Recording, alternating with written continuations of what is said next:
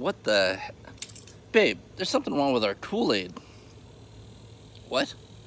What do you mean we didn't get Kool-Aid? What am I drinking? Oh, TAPS Act. Red flag. Oh, this is government Kool-Aid. Hey guys, I'm back again. I know I'm trying to stay away from politics, but I have to talk to you about something. And this isn't so much political as it is philosophical, and it's early, so I'm not talking. So anyway, we've seen a lot of people talking a lot about passing things like the TAPS Act and new red flag laws, and I think there's a lot of misunderstandings of what those things mean, and I think there's a lot of misinterpretations of what they are going to lead to, and that's where the problem is, what's going to come of them. So the TAPS Act is basically the government, and let me make sure I understand this, or you understand this. This is not what it says as much as what it's being represented as, and I want you to understand that whatever the people who are sponsoring it says it is what it is. It doesn't matter what's in it, because I mean, look at the Constitution. It doesn't matter what's written in there. It's what people decide that means. Right? I mean, it does, but it doesn't in real life, because they make it mean whatever they think it should mean rather than what it clearly says. So forget about what it says in the act. What it means to the people who are trying to pass it is it will give the federal government the authority and the ability to give money to states to help them act more like the federal government. They want states to have better, well, basically an FBI for the states. Somebody who has all the tools and techniques it takes to figure out who the bad guys are.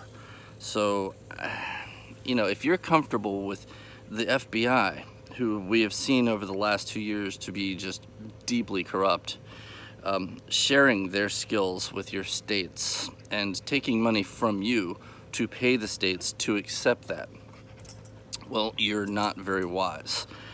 The truth is, anytime the federal government funds something, like let's say they fund the search for cancer, if the states are collecting that money, then the states have to show them every year that they're actually using that money. So if the federal government's going to fund the search for bad guys, the states are going to find bad guys. They're going to find them, whether they're there or not. If they go a whole year without finding a single bad guy, they're going to lose that funding. So the states are going to have to find troublemakers. They're going to have to find justification for collecting that money. I want you to think that through. You think it's a good idea for the same organizations that have to build roads to nowhere so that they can justify the funds for the following year to be able to imprison people so they can justify the funds for the following year. I'm a little uncomfortable with that. Call me crazy. So moving on to the red flag laws. Okay, so they're actually the right idea. They are built from the Jeffersonian philosophy. The problem is that they're originating from the top and not from the bottom. That is, the Jeffersonian philosophy of control over who is and who is not armed is basically this. Everybody has a right to arm themselves. When you've done something that makes people nervous, you lose that right. Right? No, not when you make people nervous. When you've done something wrong, when you have been adjudicated, when you've gone to court and you found that you are not worthy of having a gun because you've proven yourself to be unworthy, then they take it from you. Now, there was always the question of, kind of nutty people, because lunatics aren't new. Lunatics have always existed. So how did Jefferson handle lunatics? Well, it starts at the bottom and works its way up. So let's say someone in your family is really nutty, all right? So the rest of the family goes to the local judge and says, okay, listen, I've got this dude in my family who's an absolute nut job. I don't trust him. I think he's going to be dangerous with his firearms. We should remove them from him because he won't let us. So they go to the judge. They give the judge the case. The judge figures out, the judge and even in some cases the jury, figure out what they think is best, right? So they decide to disarm this fellow. When they disarm him, the government does not collect his guns. The government takes his guns from him and gives gives those guns to his family, or gives those guns to outside family, or gives those guns to the local store owner. You know, if there's nobody else to give guns to, they have to give them to privately controlled entities, because they did not want the government to take guns from people and keep them for themselves. That's not a good idea. If you must disarm somebody because they're absolutely insane and they're dangerous, then his guns go to a family member, and then they decide whether, or he decides whether he wants them sold or he wants them kept for him until things get better. Because, you know, he has to go back every year, and they have to continually prove that he shouldn't be armed.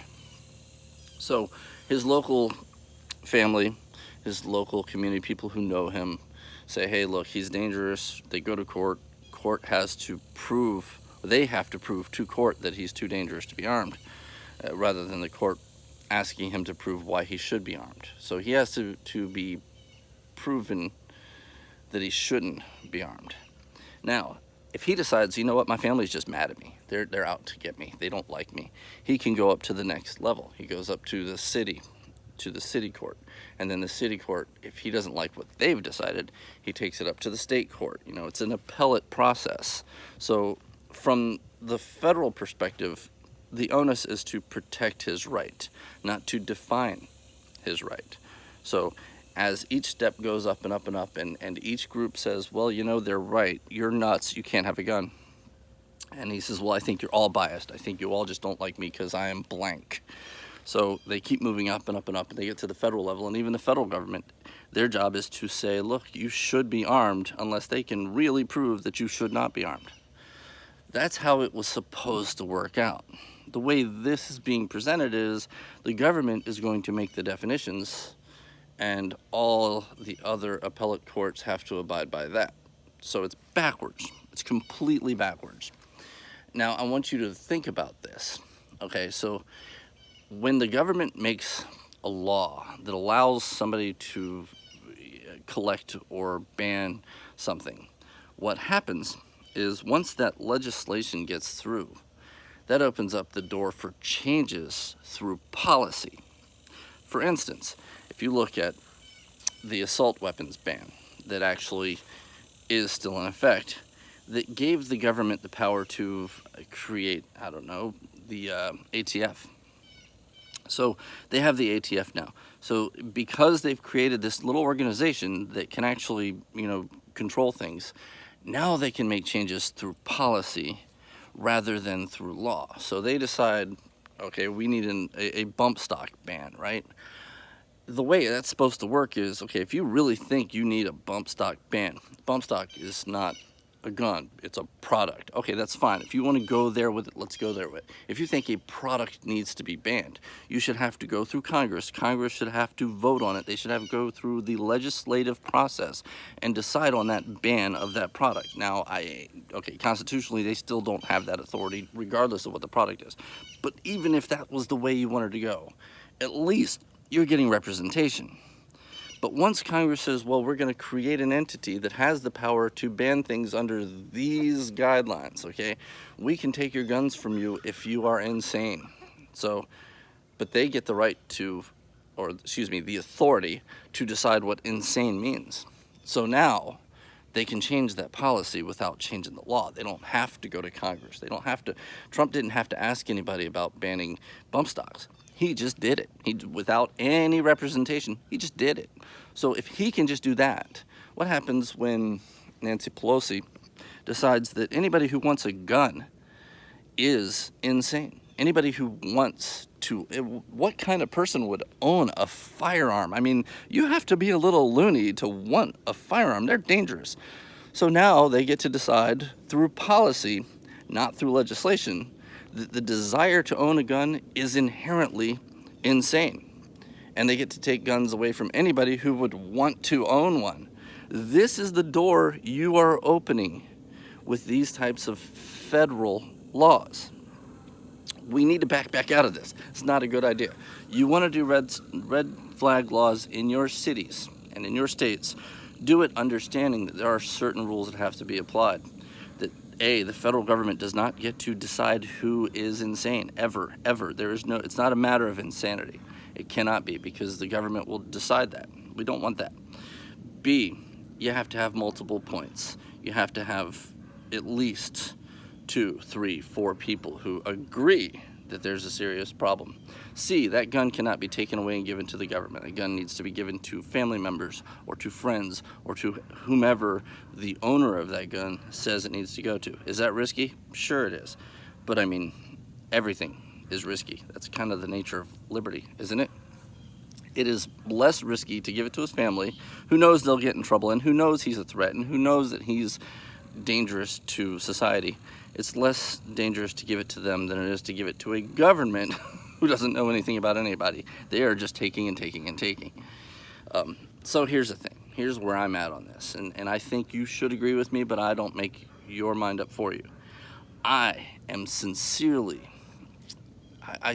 believe that, okay, we will give you state and community red flag laws. I'm okay with that, on one condition: we wipe off all the other nonsense on the books. Let's get rid of the NFA, right? Let's get rid of these machine gun bans. Let's get rid of the 97 omnibus bill. Let's get rid of all these other controls that you've put in, because you're basically saying you can have guns, but we want the right to take them away from you if you're dangerous. Well, doesn't that cover everything then? I mean, doesn't that kind of negate the purpose of having to have a background check, of having to limit what guns I can own as an individual, as a free person, not a subject to government, but a free person?